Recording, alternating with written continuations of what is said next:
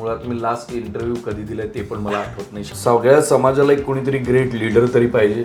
तुम्हाला मित्र नाहीत ही फार धोक्याची घंटा आहे. त्यांनी कधी सांगितलं नाही की हे सगळं बंद कर आणि नोकरी कर कुठेतरी किंवा असं काहीतरी, की इंडस्ट्रीज आता खाऊन टाकतो की अरे काय भारी आहे साऊथचा सिनेमा, ते इंडस्ट्रीत कुणी किंग नसतं. सगळ्या कोविडचा परिणाम आहे की माझे फॉलोअर किती, मला फॅन फॉलोईंग किती, तर शिकता येणार नाही. तसं पाहिलंच तर मला भयंकर इंटरेस्ट आहे राजकारणात. मी जर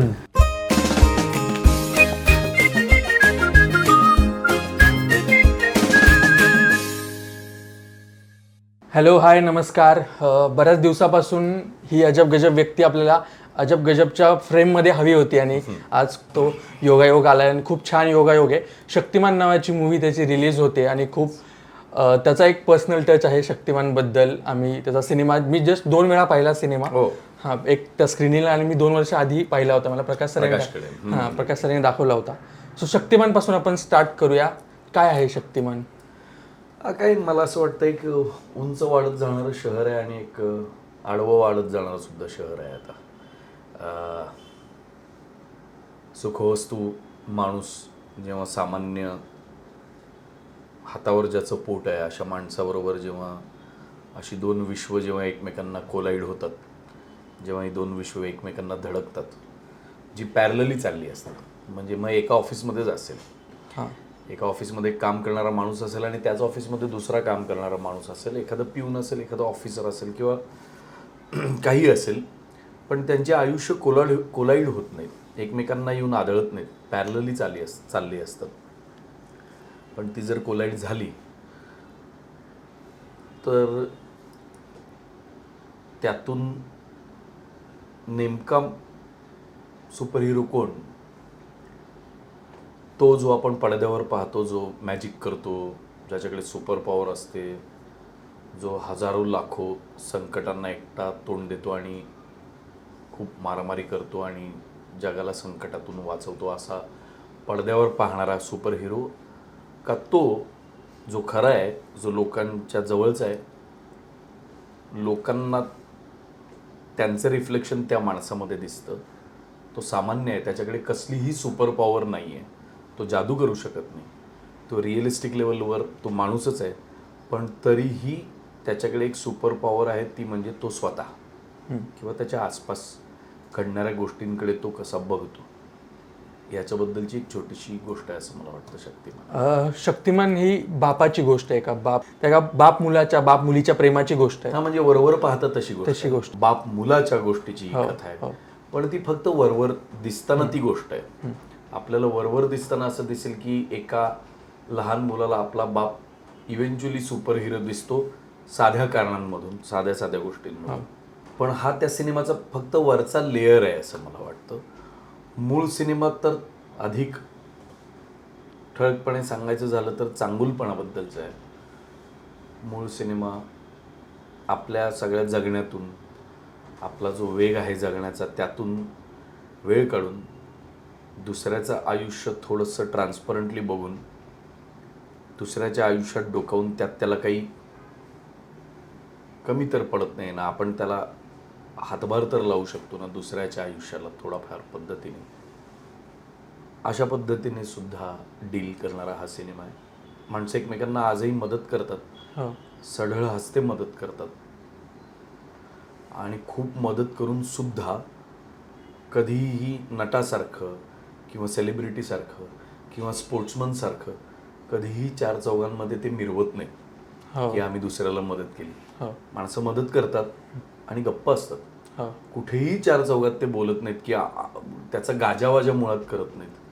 तर ती जी गाजावाजा न करणारी जी मंडळी आहे, जी समाजात खूप मोठा बदल घडवतात खूप छोट्या छोट्या गोष्टींमधून, ते खरे शक्तिमान आहेत. आणि त्याची ही फिल्म आहे, ती फक्त बाप मुलाची आणि नातेसंबंधांपुरतीची फिल्म नाही आहे, ही माणुसकीची फिल्म आहे. अर्थात माणुसकीचीच फिल्म आहे.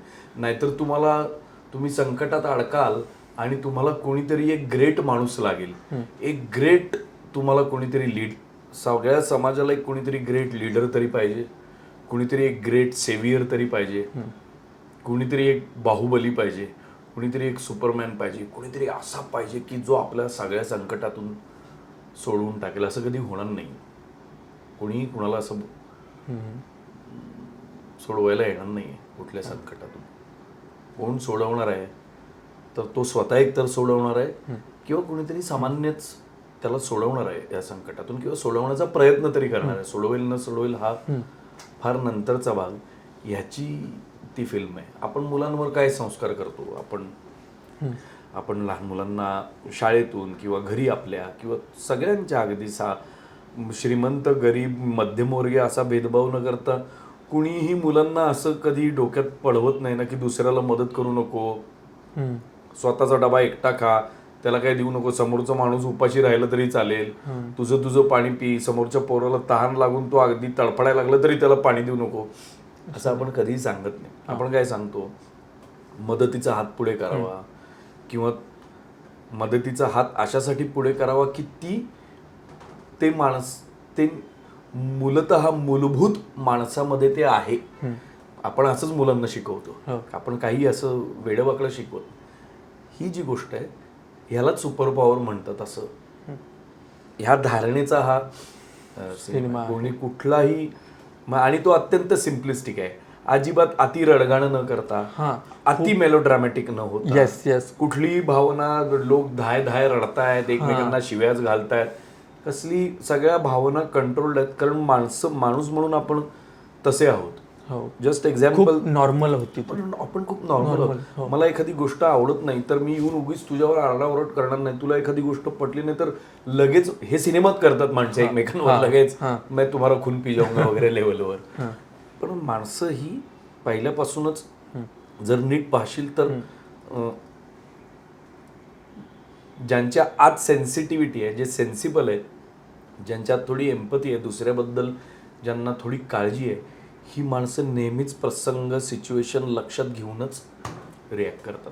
तसाच तो सिनेमा आहे. येस. आणि इतके छान सुंदर फिल्म असताना, तू शूट करत असताना, आता तू एका मुलीचा बाप आहेस किंवा तू कोणाचा तरी मुलगा आहेस, तुला काही अशा गोष्टी रिलेट झाल्या की मला ही बाबांनी असंच सांगितलं होतं किंवा तू आता तुझ्या मुलीला असं काय सांगतोय, तुला काय पर्सनल रिलेशन्स जाणवले का या शूट करताना? नाही, प्रत्येक सिनेमात हे बघते कसं आहे की तुम्हाला नाटक शिकताना किंवा अभिनय शिकताना 3-4 गोष्टी शिकवल्या जातात. मेक बिलीव्ह म्हणजे विश्वास ठेवणे की ही आपली मुलगी आहे आणि नुसतं आपण सीन नाही करत आहोत, तर ऑडियन्सला बिलीव्ह झालं पाहिजे ही माझी मुलगी. दुसरी थॉट प्रोसेस, तिसरी गोष्ट रिलेट करणं आणि चौथी गोष्ट फोकस असणं. सो रिलेट तर करावं लागतं ना. उद्या मी एखाद्या खुनीचा रोल केला तर मला उठून रस्त्यावर खून करत बसायची गरज नाही. मला रिलेट करावं लागतं कॅरेक्टरशी. तसंच समोर असणारी ही ॲक्ट्रेस जरी असली किंवा आसपासचे ॲक्टर्स जरी असले किंवा समोर कॅमेरा असला तरी आपण गोष्टी रिलेट करतोच.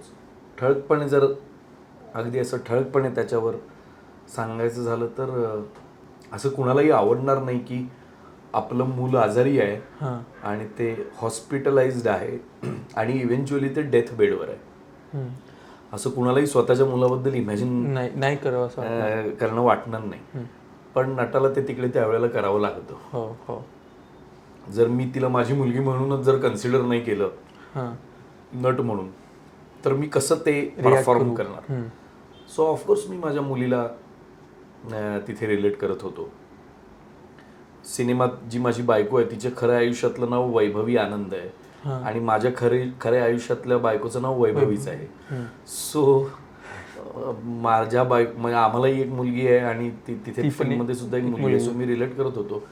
त्यावेळेला तेवढं पुरतं करताना थोडाफार त्रास होऊ शकतो आणि तो व्हायला हवा, तर कदाचित ऑर्गॅनिक आणि खरी रिॲक्शन मिळेल. अभिनय करायची गरज नाही आणि जेवढं ते अभिनयापासून दूर जाता येईल तेवढं मी करण्याचा प्रयत्न केलेला आहे. त्यात मी यशस्वी झालो नाही झालो हा भाग वेगळा. तुझ्या त्या भावना आम्हाला दिसत होत्या त्या 70 mm फ्रेममध्ये की तू किती तुझ्या डोळ्यातून ते दिसत होतं. आणि नंतर फिल्म संपल्यानंतर त्या आपण स्क्रीनिंगला भेटलो तिथे तुझी आई होती, मुलगी होती आणि मला असं पर्सनली जाणवलं की तू फॅमिली बाबतीत खूप पॉझिटिव्ह आहेस आणि तू खूप धावपळ करतो. आता यांना जाऊ दे आधी, मग मी सगळ्या पाहुण्यांना भेटतो, मग मी सेल्फीज देतो, मग मी सगळ्यांना भेटतो. तर ती तुझं पॉझिटिव्हनेस तू जाणवत होता तिथे. आणि काय आहे की एकतर आई वडील मुंबईत राहत नाही, कोल्हापुरात राहतात. त्यांना या अशा प्रीमियर्सची किंवा अशा शोजची, स्पेशल शोजची वगैरे त्यांना अशी काही सवय नाही. सो एक बारीकसं दडपण आपल्यावर पण राहतच की ते नीट आहेत ना, त्यांचं पोट भरलंय ना, ते वॉशरूमला गेलेत ना, त्यांचं सगळं एन्जॉय. नाहीतर लेफ्ट आउट होतं ना, माणसाला एकटं पडल्यासारखं वाटू शकतं. इराला तर सवय आहे, इरा माझ्याबरोबर अनेक प्रीमियर्सला आली आहे आणि ती आजीबरोबर होती, त्यामुळे तसा प्रॉब्लेम नव्हता. पण अगदी खरं सांगायचं, अगदी प्रामाणिकपणे सांगायचं तर काही मी काय असं फार पॉझिटिव्ह वगैरे नाही आहे. मी जपणार आहे ज्या त्यावेळेला ज्या गोष्टी करायला पाहिजेत त्या. म्हणजे कोण आपल्या फॅमिलीबद्दल पॉझिटिव्ह नसेल, आहे, पण असा ओव्हर पॉझिटिव्ह तर मी डेफिनेटली नाही आहे. माझ्या आई वडिलांनी मला फार वैयक्तिक आयुष्यात अत्यंत उत्तम गोष्ट काय दिली आहे तर फ्रीडम दिलंय, स्वातंत्र्य दिले. मला काहीही करायचं स्वातंत्र्य दिलंय. मी माझ्या आवडीने माझं क्षेत्र निवडलं, मी माझ्या आवडीने, मी माझ्या चॉईसने मी काम करतोय, मी माझ्या चॉईसने ठरवतोय काय काम करायचं आणि काय नाही. ते फ्रीडम त्यांनी कधी सांगितलं नाही की हे सगळं बंद कर आणि नोकरी कर कुठेतरी किंवा असं काहीतरी. तेच फ्रीडम मी मुलीला दिले. तिथे जपण्यामागचा भाग एवढाच असतो की त्यांना त्यातलं काही माहिती नसतं. उद्या मी समजा तुझ्या एरियात आलो आणि मला तिथला ॲड्रेस माहिती नाहीये किंवा मला तिथलं काही माहिती नाहीये, तर डेफिनेटली तू मला गाईड करशीलच ना की इकडे बस, काही खाल्लंयस का, इकडे थांब. As simple as that. तेवढं तर करायलाच पाहिजे ना. म्हणजे ते काय आई असू दे किंवा मुलगी असू दे किंवा मित्र असू दे किंवा नातेवाईक असू दे किंवा बोलवलेले गेस्ट असू देत, ओळखीचे असू देत किंवा अनोळखी असू देत, पण ते इव्हेंच्युअली आपला सिनेमा बघायला आलेत आणि ते आपले गेस्टच आहेत. सो आपण त्यांना ग्रीट करणं आणि आपण त्यांना कम्फर्टेबल करणं हे काय प्रत्येक जण आपलं काम नाही समजत, एक ड्युटीच आहे. येस. सो आतापर्यंत तुझा प्रवास बघता तर तू लेखन, दिग्दर्शन, अभिनय तर होताच, या सगळ्यांमधून आलाय, सगळ्या त्या समुद्रात तू उडी टाकली आहेस. तर काय म्हणशील की कोणाला काय ठेवणार आहेस की नाही, की फक्त लेखन पण तुलाच करायचंय, दिग्दर्शन पण तुलाच करायचंय, अभिनय तर तू करतोसच? असं नाही अरे, काय सगळे खूप जण करतात, मी एकटा नाही. खूप माणसं अशी आहेत जी लिहितात, दिग्दर्शन करतात, अभिनय करतात आणि माझ्यापेक्षा उत्तम करतात. आय एनव्ही देम की मला त्यांच्यासारखं चांगलं काम करता येत नाही, पण मी माझ्या पद्धतीने जेवढं मला करता येईल तेवढं करायचा प्रयत्न करतोय. अभिनय तर माझी पहिली आवड आहेच. स्वतःला मी लेखक तर काय मानत नाही, कारण मला नाही वाटत मी फार काही ग्रेट लिहिलंय आणि मला असंही दिसत नाही की पुढच्या येणाऱ्या काळात मी फार काही ग्रेट लिहू शकेन. एखादा सिनेमा लिहू शकेन, ते पण मी फक्त तो मनावर घेतला पाहिजे. मी तो मनावर घेत नाही म्हणून ते होत नाहीये. मी तो रायटिंग लेवलवर मनावर घेतला पाहिजे तर ते होईल. आणि ऑफकोर्स अभिनयानंतर दिग्दर्शन एक असा भाग आहे की जो मी बाय चॉईस निवडलाय, कारण मला गोष्टी सांगायला आवडतात. आपण लिहिलेली गोष्ट, आपल्याला सुचलेली आयडिया दुसरं कोणी लिहित नाही म्हणून मी लिहितो. मला आयडिया सुचते, ती आयडिया, त्या आयडियावर मला असं वाटतं नाटक व्हावं, सिनेमा व्हावा, पण दुसरं कोणी मला लिहून देत नाही म्हणून मी लिहितो. एवढाच मी लेखक आहे, त्याच्या पलीकडे मी काही लेखक नाही. ओके, पण तू असं आता मनावर काय घेतलंयस की दिग्दर्शन की अभिनय? मी मनावर तर सगळंच घेतलं, पण मनावर सगळ्यात महत्वाची गोष्ट घेतली की फार विचार नाही करायचा आणि एन्जॉय करायचा. अच्छा. म्हणजे आता लेखनच करतो आणि दिग्दर्शनच करतो आणि अभिनयच करतो आणि आता अख्खी इंडस्ट्रीज आता खाऊन टाकतो आणि मीच आता किंग. तर माझं असं मत आहे की या इंडस्ट्रीत कोणी किंग नसतं, इंडस्ट्री किंग असते. येस.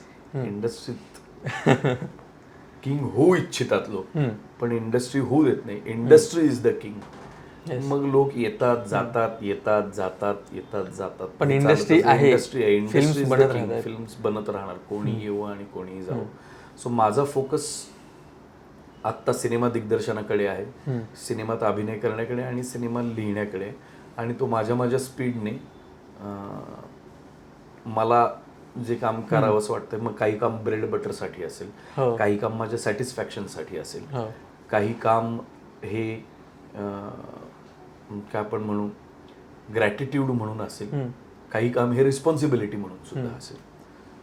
पण एवढं सगळं काम करून मला असं वाटत नाही की, तरीही मला असं वाटत नाही की लोक काय फार हे सगळं लक्षात ठेवतील.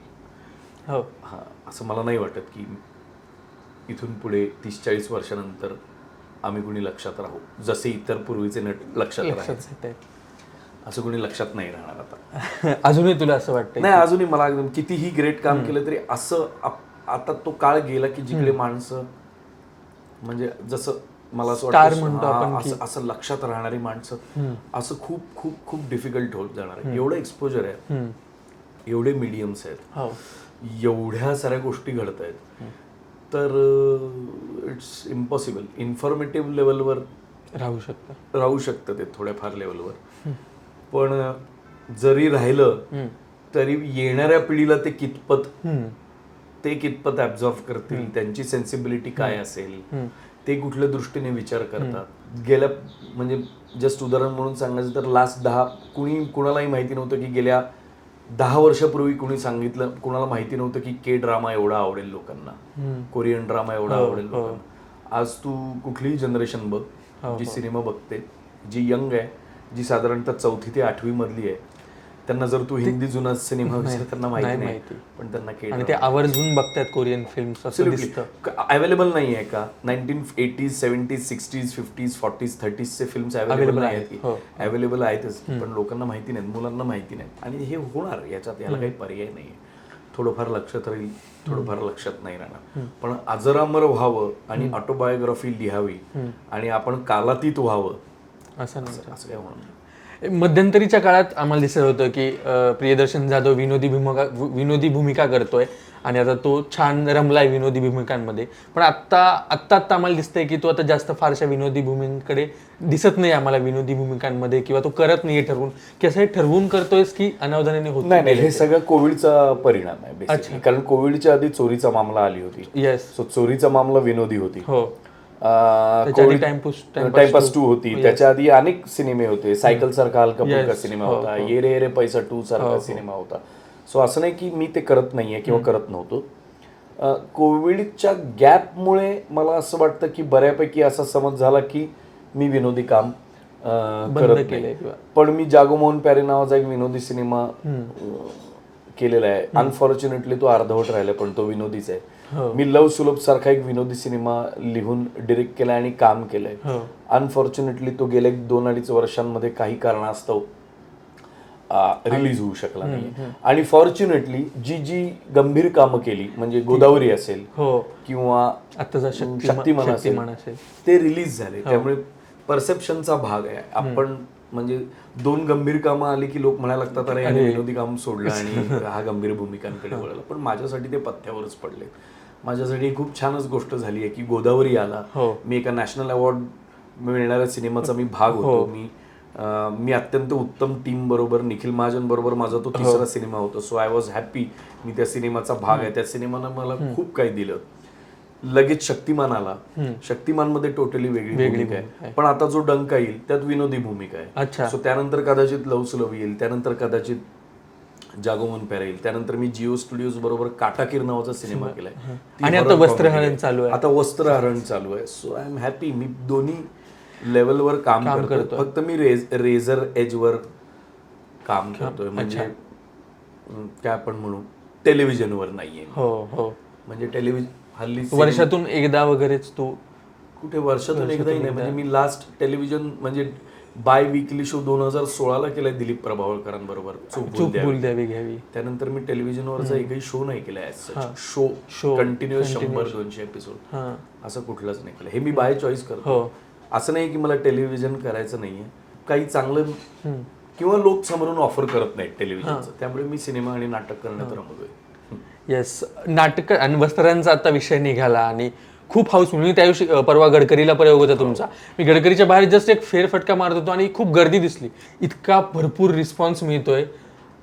कसा आहे तो रिस्पॉन्स आजही नाटक? आमचं काय आहे त्यात? आमचं काही नाही त्यात. 45 वर्षांची पुण्यही आहे ती. गंगाराम गावणकरांनी ते 45 वर्षांपूर्वी ते नाटक लिहिलं. मच्छिंद्र कांबळींनी ते सादर केलं. भद्रकाली सारखी संस्था त्यातून उभी राहिली. पु ल देशपांडेंसारख्या माणसांनी ते नाटक उचलून धरलं. ही केवळ त्याची पुण्याई आहे आणि त्या पुण्याईचं फलित आम्हाला मिळतंय, हे आमचं भाग्य आहे. ह्याच्या व्यतिरिक्त आम्हाला आमचं काहीही त्यात कर्तृत्व नाही का, आमचं काहीही त्यात योगदान नाही का, काही नाही. आम्हाला त्यात काम करायला मिळतंय, हे आमचं भाग्य आहे. आणि अशासाठी की त्या नाटकावर लोकांचं प्रचंड प्रेम आहे. ते नाटक जेव्हा अनाऊन्स झालं, ज्या पद्धतीने बुक माय शोवर आणि इतर प्लॅटफॉर्म्सवर त्याला बुकिंग मिळू लागलं आणि ऑनलाईन आणि ऑफलाईन म्हणजे प्रत्यक्ष पण थिएटरला जाऊन बुकिंग मिळू लागलं, हाऊसफुल चाललेले आहेत show. हे केवळ आणि केवळ त्या नाटकाची पुण्याई आहे आणि दुसरं काहीच नाही. नाहीतर 45 वर्षानंतर एखादं नाटक कसं टिकेल? हो ना, इतकं जुना विषय आणि कसं टिकू शकतं एखादं नाटक? तर ते टिकलंय आणि जोरदार टिकलंय आणि लोकांच्या मेमरीमध्ये ते नाटक फिट आहे. म्हणजे प्रयोगांमध्ये तर असा कधी कधी अनुभव येतो की आम्ही डायलॉग बोलायच्या आधी ऑडियन्स कधी कधी डायलॉग बोलतो. ते इतकं पाठ झालंय, इतकं माहिती आहे लोकांना नाटक. बरं, ते म्हणजे असं आहे की एक नाटकाची क्राफ्ट असते किंवा एक नाटक, आता ते क्राफ्टच्या पलीकडे गेले नाटक. आता त्या नाटकाला नटांची पण गरज नाही, नटाला नाटकाची गरज आहे, नाटकाला नटाची गरज नाही. इतकं भारी स्क्रिप्ट आहे ते. तुला आता मी सोशल मीडियावर ऑब्झर्व करतो किंवा तुझ्या इंटरव्ह्यूज मध्ये बघतो, तो आता खूप एकदम शांत, तल्लीन आणि समाधानी वाटतोयस. तसं आहेस एवढा समाधानी आता झालायस, इतका चिल झालायस का तू आता? नाही, मला माहिती नाही हा बदल का घडलाय, पण डेफिनेटली हा बदल, मी अत्यंत शांत समाधानी. पूर्वी मी खूप चंचल होतो, पूर्वी मी खूप काय आपण म्हणू हेस्टिली निर्णय घ्यायचो किंवा मी पटकन काय आपण म्हणू निर्णयावर यायचो, कन्क्लुजन्सवर यायचो. हल्ली मी असा येत नाही अजिबात. हल्ली कदाचित असं असेल की मी खूप तटस्थपणे सगळ्या गोष्टींकडे पाहायला लागलोय की काय, असं मला वाटतं. त्याच्याबद्दलही मला गॅरंटी नाही असं काय की आयुष्यात क्लॅरिटी झाली एकदम, असं काही नाहीये, क्लॅरिटी आली वगैरे असं काही नाहीये. पण चेहऱ्यावर जो कोलाहल, जो केऑस जो चेहऱ्यावर दिसायचा, तो केऑस मॅनेजमेंट मी करायला शिकलोय, शिकतोय असं म्हणायला हरकत नाही. मे बी असं असेल की माझ्या पोतडीत काय काय आहे हे मला माहिती असल्यामुळे मी बऱ्यापैकी शांत आहे. म्हणजे आता तर केवळ शक्तिमान आणि डंकाचं फक्त पोस्टर बाहेर आले, पण आत काय काय आहे मला माहिती आहे. त्यामुळे मी अत्यंत रिलॅक्स्ड, काम, कंपोज्ड आहे. दुसरी गोष्ट, ज्या गोष्टी मी ठरवल्या होत्या, ज्या मला करायच्या आहेत, त्या करण्यात मी हळूहळू का होईना बऱ्यापैकी सक्सेसफुल होतोय. तिसरी गोष्ट, मी ह्या गोष्टींमागे पळणं बंद केलेलं आहे की माझे फॉलोअर किती, मला फॅन फॉलोईंग किती, मी रोज पोस्ट केलंच पाहिजे, मी इनफॅक्ट मी आता फेसबुकवर नाहीये. मी गेले 2.5 वर्ष फेसबुकवर नाहीये. I am not on Facebook. Eventually मी आता येत्या 1-2 वर्षानंतर I will be not on Instagram. I just don't care की मी इन्स्टावर आहे का फेसबुकवर आहे का ट्विटरवर आहे. एखाद्या ऍक्टरला पब्लिसिटीसाठी असावं तिथे, असं नाही वाटत? असं होते, मी पब्लिसिटीचं माध्यम म्हणूनच वापरतोय. आज जर तू माझ्या इन्स्टावर जाशील तर फक्त वस्त्रहरण, शक्तिमान, डंका याच्याबद्दल आणि मी केलेल्या फिल्मच्या फार तर क्लॅप्स आहेत त्याच्यावर. ह्याच्या व्यतिरिक्त काही पोस्ट नाही आहेत ना. मी कुठे रील करायला जाते, म्हणजे ते करणं वाईट आहे असं मी म्हणत नाही. It's by choice. ज्याने त्याने करावं की जे करतात त्यात काही वाईट आहे असं माझं काही म्हणणं नाही. का मी रील बघत नाही, मी बघतोच की. पण मी ते करेनच याची मी आत्ता गॅरंटी देऊ शकत नाही. वेरज मी जास्त पुस्तकं वाचू लागलोय, वेरज मी ठरवून 4 तास मोबाईल बाजूला ठेवून लेखन करू लागलोय, वेरज मी ठरवून आज एकही रील बघायचं नाही, फक्त व्हॉट्सअप मेसेज बघायचे, कारण ते कामाचे असतील तर ते अटेंड केले पाहिजेत असे करायचे. पण लिहित असलेल्या सिनेमाचा रिसर्च करायचा हे मी करू लागलोय, किंवा फॅमिली बरोबर वेळ घालवायचा हे मी करू लागलोय, किंवा झोप काढायची हे मी करू लागलोय. आणि अगदी झोपही येत नसेल, टीव्ही बघायचाही कंटाळा आला असेल, काही नसेल, तर मी वॉकला जातोय, बुलेट चालवायला जातोय, जिमला जातोय, स्विमिंगला जातोय. सो करण्यासारख्या खूप प्रचंड गोष्टी आहेत, एक्सप्लोर करण्यासारख्या खूप साऱ्या गोष्टी आहेत. सो मे बी ते मीडियम मी फक्त मी काय काम करतो किंवा हे मी जे काम करतोय ते पोस्ट करणं ही माझी रिस्पॉन्सिबिलिटी आहे. कारण मी एका टीमचा पण भाग आहे ना. म्हणजे मी जेव्हा सिनेमा करतो तेव्हा मी काय एकटा नाहीये, माझ्याबरोबर सगळे आहेत. सो त्या टीमचा भाग म्हणून मी ते करतोय. पण इंडिव्हिज्युअली मी हे सगळं करण्यापलीकडे माझी आर्ट कशी एनहान्स करता येईल ह्याकडे माझं लक्ष आहे. म्हणजे अभिनय जर मला करायचा आहे, म्हणजे मला अभिनेता व्हायचा आहे आणि मला चांगला अभिनेता जर व्हायचा आहे, तर माझा अभ्यास सतत टिकला पाहिजे आणि माझा अभ्यास मनन चिंतन वाचन टप्प्याटप्प्याने सुरूच राहिलं पाहिजे. रोजच राहील असं मला काही वाटत नाही. येस. नट आळशी असतात आणि मी दसपट आळशी आहे, पण मी ते जेवढं करता येईल तेवढं करण्याचा प्रयत्न करतो. कारण मला ती आर्ट म्हणजे काय पण म्हणू, परफेक्शन तर कशातच नाही गाठता येणार, कारण परफेक्शन असं काही नाहीच आहे या भागात. म्हणजे परफेक्ट ऍक्टर असं जर तू म्हणशील तर असं काही नाहीये. There is nothing perfect. पण आपण आपलं काम, अभिनय, लेखन, दिग्दर्शन हे किती डायनॅमिक्सने अजून पाहू शकतो किंवा अजून किती कॉम्प्लेक्स काम करू शकतो ह्याकडे माझं लक्ष आहे. बघूया काय होतं. येस. सो आम्हाला असं दिसतं की प्रियदर्शन जाधव हा मित्रांचा माणूस आहे, म्हणजे मित्रांमध्ये रमणारा. तर तुला मैत्रीने कसं घडवलं एक माणूस होण्यासाठी? काय मैत्रीने घडवलं सुद्धा आणि बिघडवलं सुद्धा. म्हणजे दोन्ही. मैत्री घडवते पण आणि बिघडवते पण. तर मी तर पूर्णपणे मित्रांवर जगलेला माणूस आहे. मला असं वाटतं की मैत्री असावी आणि तुम्हाला मित्र नाहीत ही फार धोक्याची घंट आहे. नाहीतर मग आतून तुमचं काहीतरी बिनस चुकलंय. तुम्हाला अमुक एक म्हणजे तुमची मैत्री होती, फॉर एक्झाम्पल तुमची कुणाबरोबर तरी मैत्री होती आणि त्या मित्राबरोबर तुमचं भांडण झालं आणि तुम्ही त्या मित्राबद्दल मनात आकस धरून ठेवलाय, तर प्रॉब्लेम मग माझ्यात आहे. मी जर त्याच्याबद्दल मनात आकस धरून ठेवलाय तर मैत्री तिथे आहे की ते सगळं ते मतभेद किंवा न पटणाऱ्या गोष्टी बाजूला सारून त्याच्या प्युरिटीकडे बघता आलं पाहिजे. ही मैत्री आहे. येस. आणि असे माझे ढिगाणे मित्र. अशा काही मैत्रीतला किस्सा खूप आहे.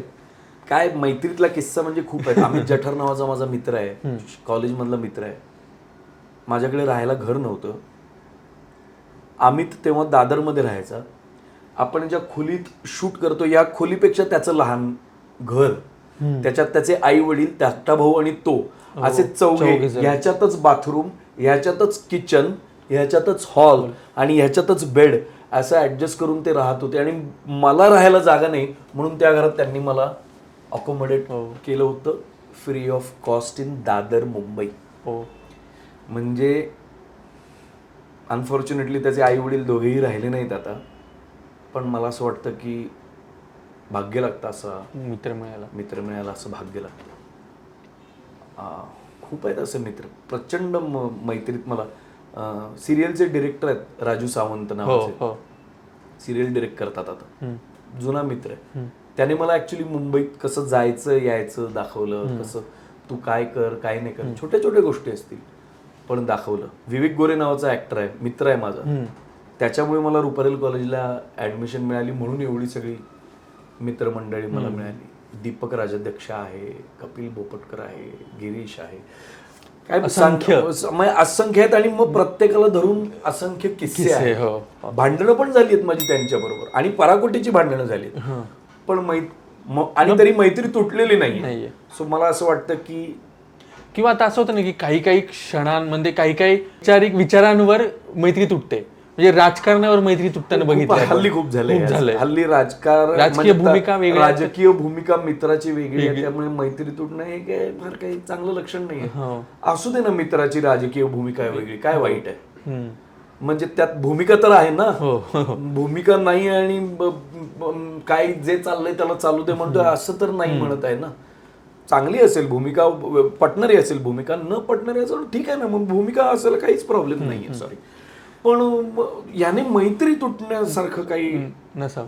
हा म्हणजे हे काही फार बरं एवढं तुम्ही ते मनावर घ्यायचं आणि ज्यांच्यासाठी तुम्ही लढताय ते एकत्र येणार वेगवेगळ्या मार्गात, मग तुम्ही काय वाईट तर त्याच्यात पडू नये. मला असं वाटतं ते तुमची जी राजकीय मतं आहेत किंवा तुमची जी जगण्याची तत्व आहेत ती असावीत की त्याच्या बाबतीत काही दुमत नाहीये, पण त्याच्यात मैत्री आणून ती खराब करून ती मैत्री सगळी कलुषित करण्यात काही अर्थ नाही. येस. तर आम्ही खूप अतिशयोक्ती ठरणार आहे की मला माहित नाही माझं पुढचं वाक्य, सतीश तारेंना आम्ही बघितलं होतं ती फ्लेक्झिबिलिटी तुझ्यात आली, आम्ही असं बघितलं, आम्ही 4x4 बघितलं, त्यानंतर तुझे फिल्म्स बघितले, ती फ्लेक्झिबिलिटी आम्हाला तुझ्यात दिसली. तर तू त्यांच्याकडूनच शिकलायस ती फ्लेक्झिबिलिटी. तर काय म्हणशील, त्यांच्या आठवणी काय सांगशील, आणि आता ते आम्हाला दिसत नाहीये. ऍक्च्युली मी शिकलो असंच काहीच नाही, तसं शिकताय, कारण सतीश तारे शिकता येणार नाही. सतीश तारे एकमेव आहेत त्यांच्या.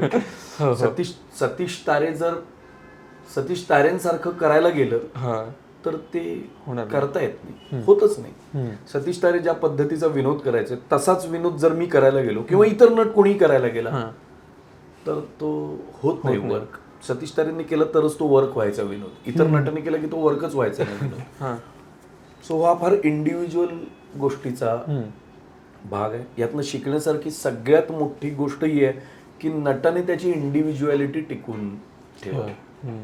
आपल्याकडे जे असं म्हटलं जातं की हे काय गावाकडनं आलाय पोरगा, हा मराठी नाटकात आणि सिनेमात काम करायला आलाय, ह्याची भाषाच स्वच्छ नाही, हा न करतो, नाही बोलत, हा भेटलं बोलतो, मिळालं नाही म्हणत, हा वेगळीच काहीतरी भाषा बोलतो. तो आपला ऍसेट आहे.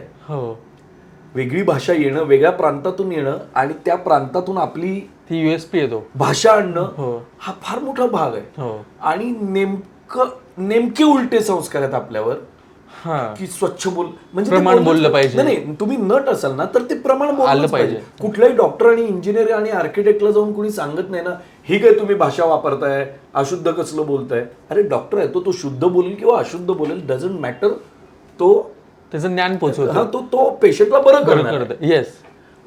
ऍक्टर असताना पूर्ण रब ऑफ करायला सांगणं हे चुकीचं आहे. ऍक्टरला पूर्ण रब करू नका तुम्ही की तू काय गावाकडची भाषा बोलतोस. त्याला गावाकडची भाषा तर आलीच पाहिजे, प्लस त्याने प्रमाण भाषा अवगत केली पाहिजे, जी मी केली आहे मुंबईत येऊन. मी असं बोलत नव्हतं पण मी केली आहे, हे मी शिकलोय, हे मी कष्टाने केलेलं आहे, आपोआप नाही आलेलं आहे. पण अडवलं नाही पाहिजे ऍक्टरला.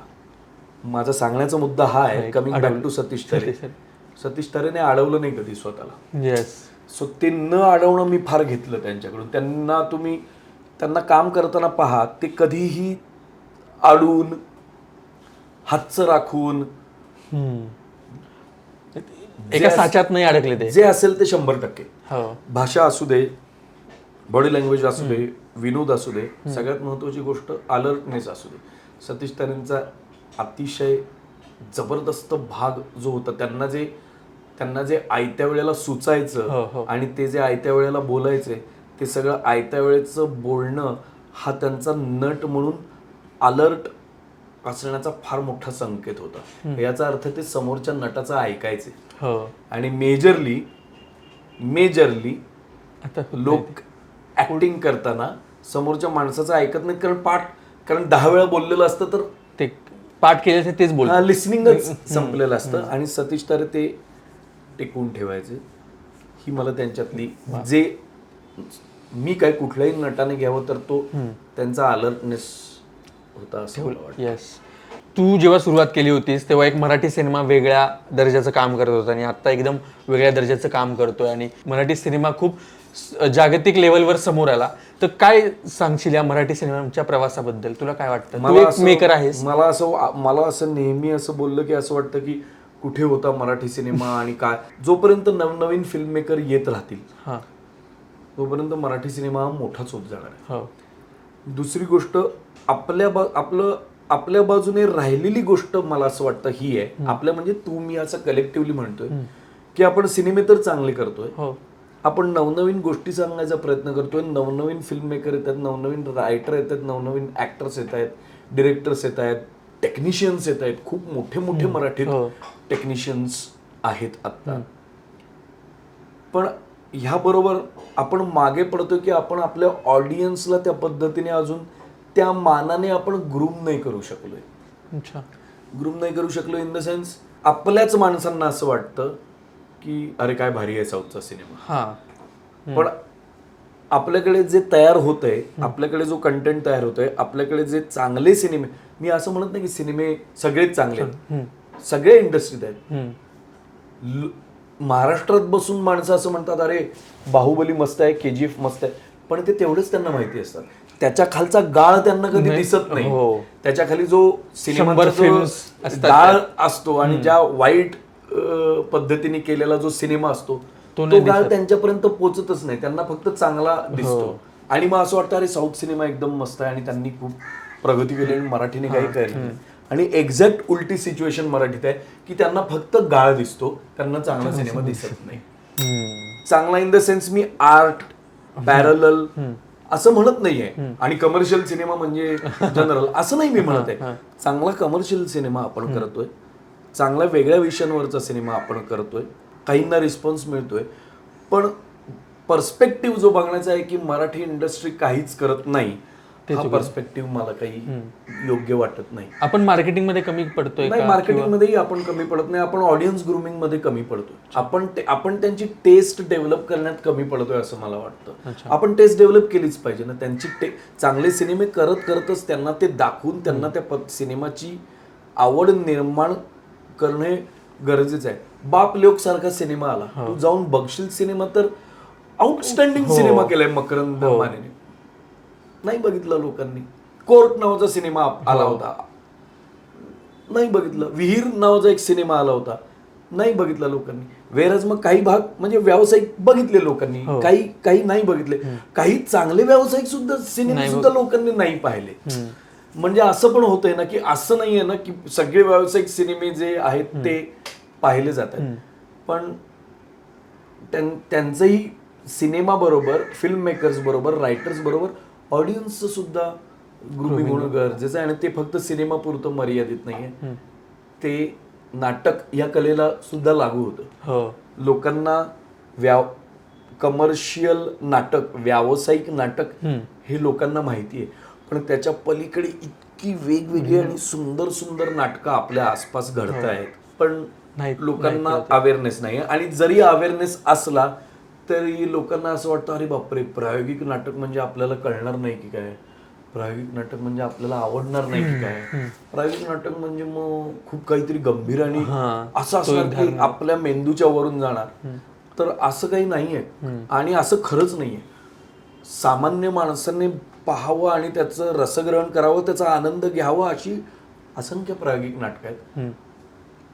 ते दोन एंड्स मिळत नाहीत एकमेकांना. प्रायोगिक नाटकवाले प्रायोगिक नाटक करत राहतात आणि प्रेक्षक पॅरलली त्यांना जे पाहायचं इकडचं ते तो बघतोय. त्याचं अमॅलगेमेशन होत नाही, तेच सिनेमा बाबतीत होत नाही.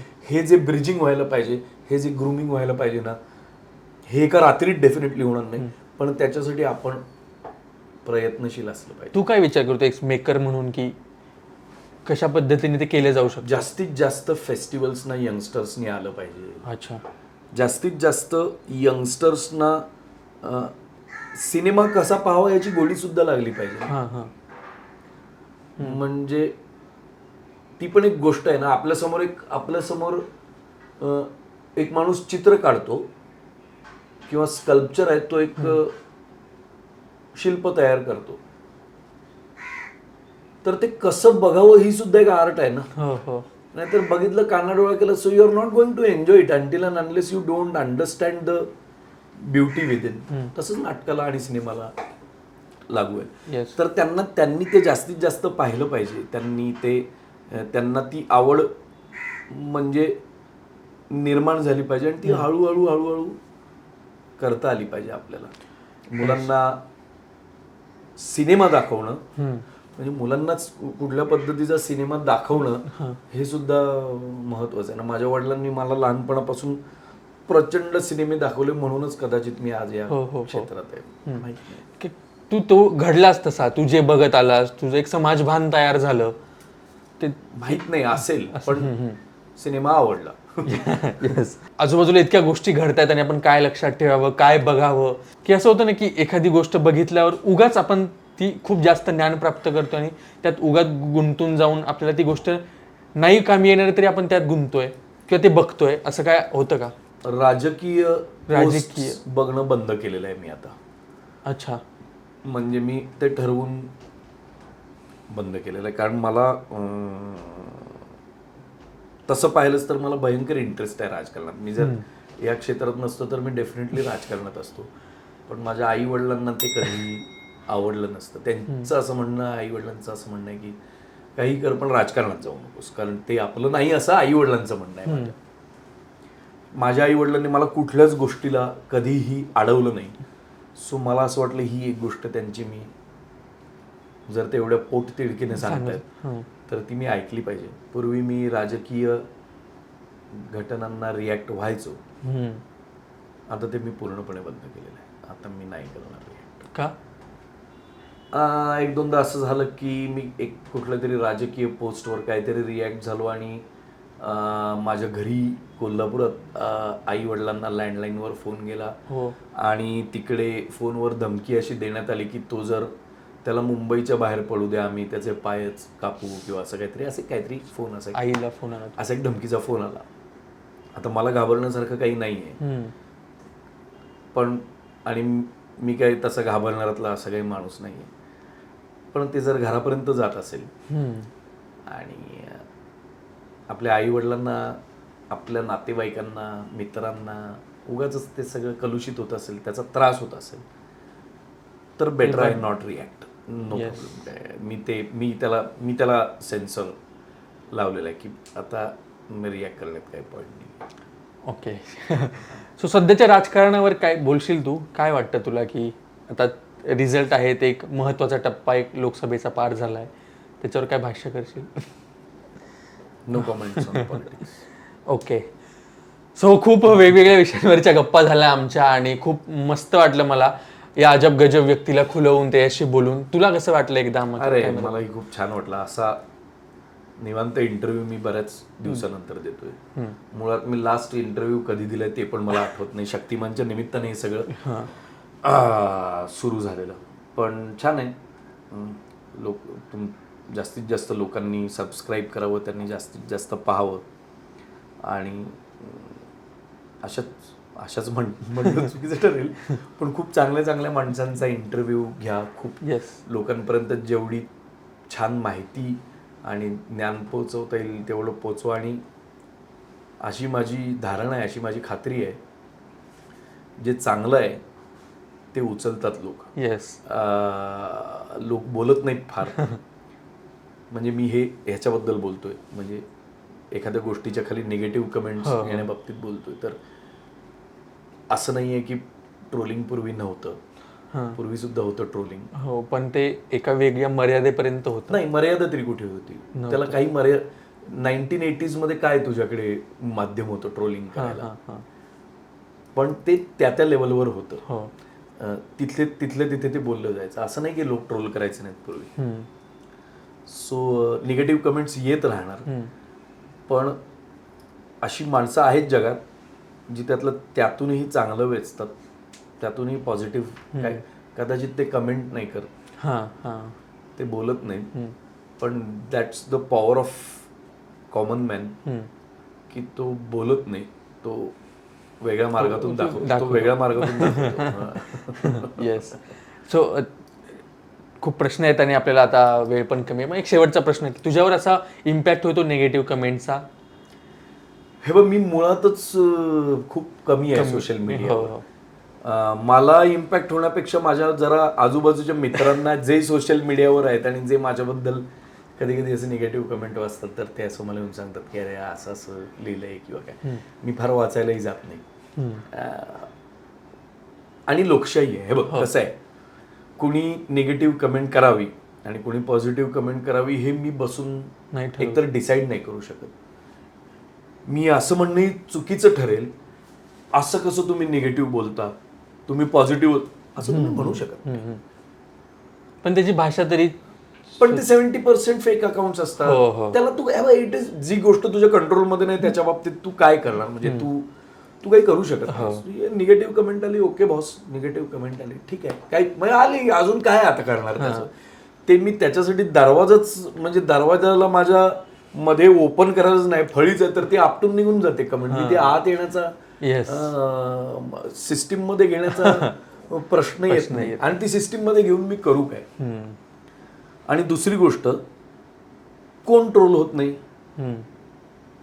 म्हणजे मी कोण आहे आज? म्हणजे आज मी जर असं स्वतःला लांबून बघायला गेलं तर मी झिरो आहे आज. मी कोणी नाही आहे. मी असं फार काही ग्रेट कोणी नाही आहे.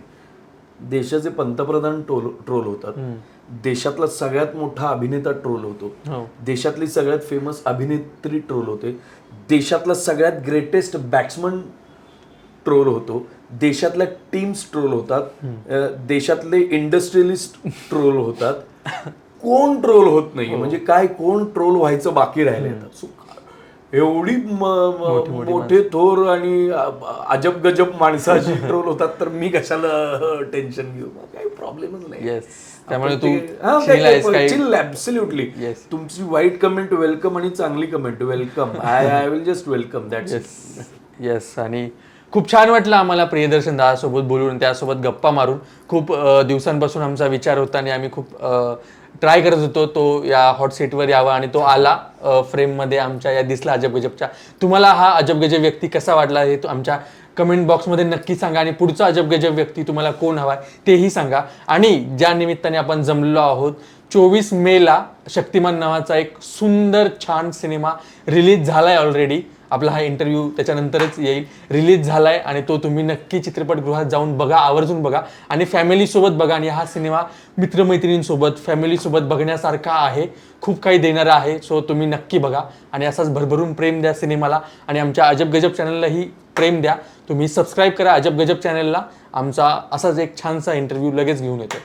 तेव्हा bye bye bye bye. Thank you. Bye. अशा दिलखुलास गप्पांसाठी अजब गजबला सबस्क्राईब करा, लाईक, शेअर आणि कमेंट नक्की करा.